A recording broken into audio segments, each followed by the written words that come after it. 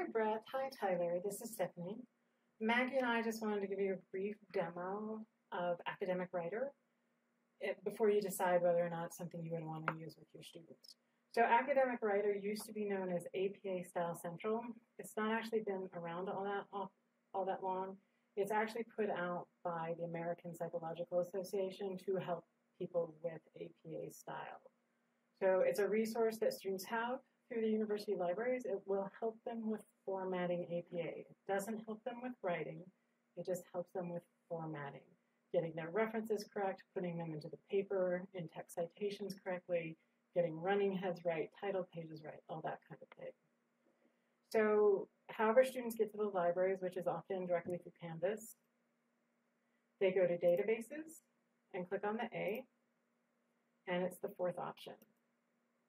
So for students to be recognized as having rights to come in here, they need to come in through the university libraries.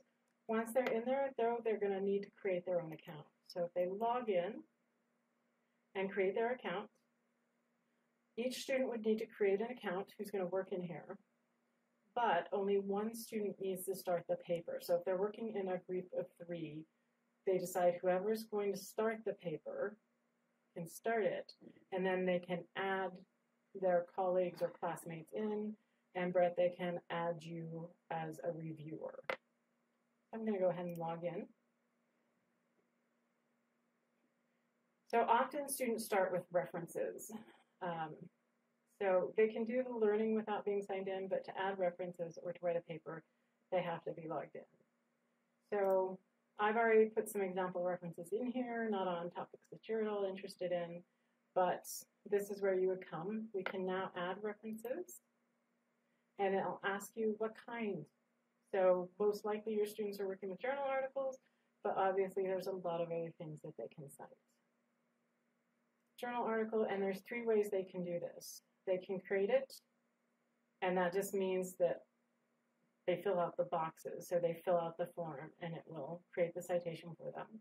They can import citations from Sport Discus or Physical Education Index, or they can search on it. Now, searching does not always work, but when it does, it's really kind of slick. So I would always tell students to try this first. So I've got an article with a DOI. I'm going to paste in that DOI and search on it. And it finds the article, and it creates an APA-style citation for it. And it looks like it did a really good job of it. So it's not always going to be perfect. So students kind of still need to know APA well enough to make sure it's doing it right, but it makes it a whole lot easier on students.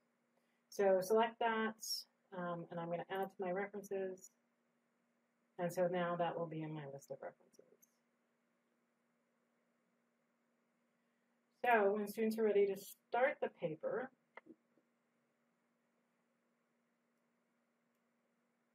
they're going to write a new paper. Now I would suggest using for action research the empirical paper. And generally I tell students to go ahead with the professional manuscript because graduate students are often needing to learn how to write so they can publish themselves. Now that may not be true of your students, so you may want them to do the student assignment. Biggest difference is the author notes, and the student assignment will ask for course name, date, and instructor, I think. So I'm just going to show you a professional manuscript.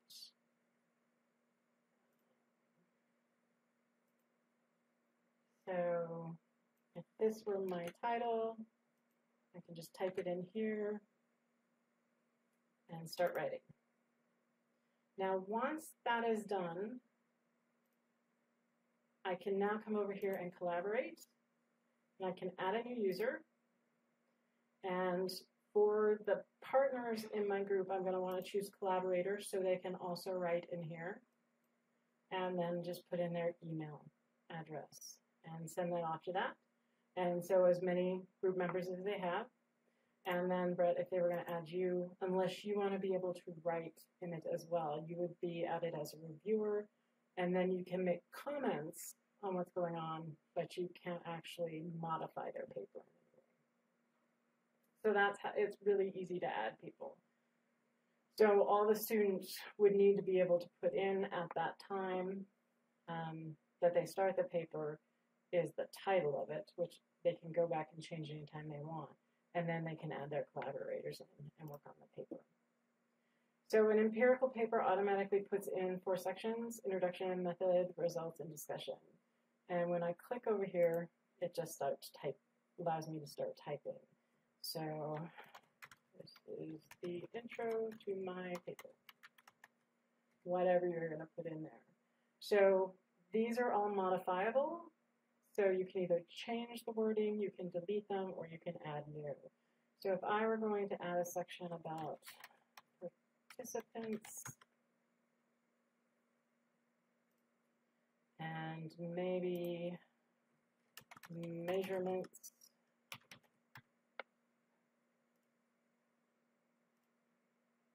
and then I can move these into place under method. Oops, wrong place. But this is showing up at the same level of heading. So students just have to know, since this is under method, it's going to be the next level of heading, which will be heading level 2. Same thing with measurements and heading level 2. So, and then they can start working on those sections as well. So they can divvy those up. I might not want a discussion section, so I can just kill that off. And then I can work with my colleagues or classmates, and we can assign each other what sections or decide on which sections we're going to work on. It is possible, as far as what the instructions say, that you can have multiple people in working on the same paper at the same time. Now, I have not tried that myself, so before you actually, if you think you want to go this way, Maggie and I can try that out and make sure that that works. When it comes to making a reference for the paper, so if I wanted to cite something here, I just come up here and insert, find and cite a reference. And if I want to do that Weiss article that I entered, or Weiss, I can say, okay, yes, I want to cite this. It asks me parenthetical or narrative, and if it's a quotation or not.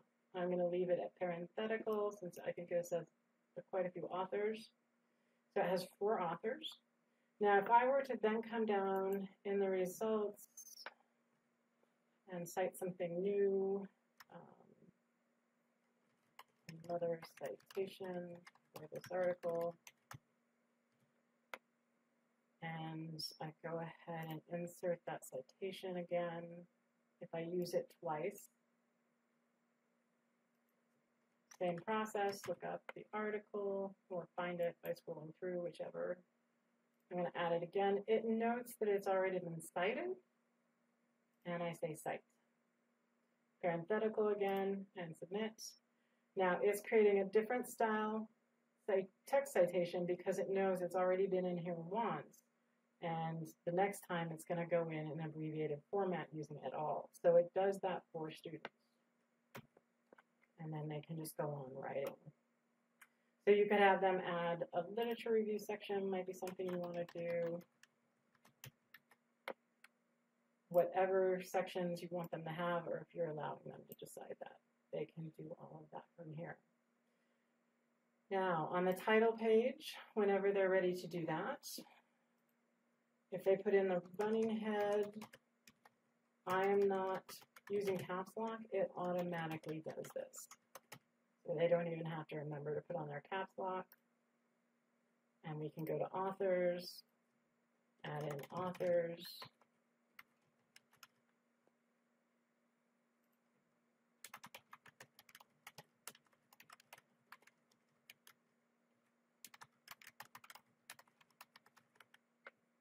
So we can save that author.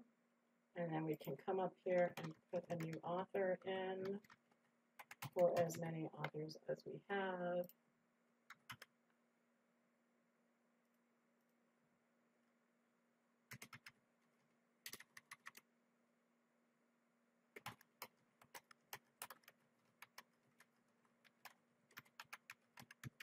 whatever needs to go that.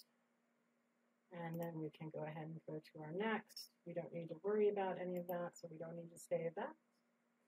So we can go back to working on the body of our paper. And then when it's time, students can download this. You can download it either as a Word document or a PDF. There are some checks in here, some other things, but with a fairly basic paper, I don't think you're going to need to worry about it. So I can export via email or download. I'm going to download. For this, I'm going to download it in Word.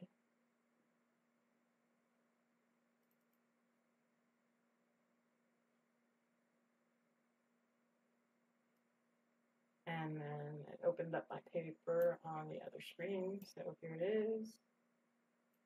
So it puts in the running head, it puts in the page number, it puts in an author note because this is a professional scholarly manuscript. So if they're doing a student paper, it won't look like this. It recognizes that Maggie and I are from the same institution, so it doesn't put that in there twice. Going down to the next page, it puts in the appropriate running head. It puts in my citations here. It's got my title at the page. So it's doing that all for the students so they don't have to figure it out. And then going down to references, it puts that in order, alphabetical.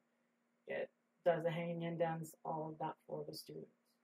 So if this is something you'd like to use in your course, if you think it'd be valuable, again, students, though one student has to set up the paper, then they can add other students and they can add the instructor as a reviewer.